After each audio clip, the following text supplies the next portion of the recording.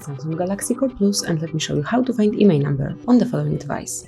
So we have two methods, and we will start with the quicker one.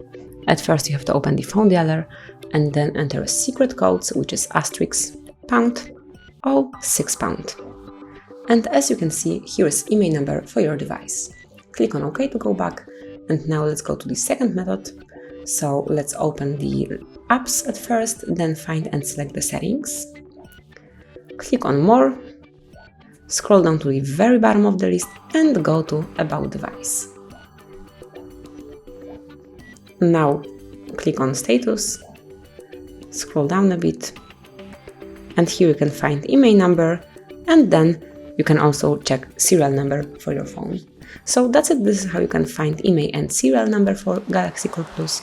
Thank you for watching. Please subscribe our channel and leave the thumbs up.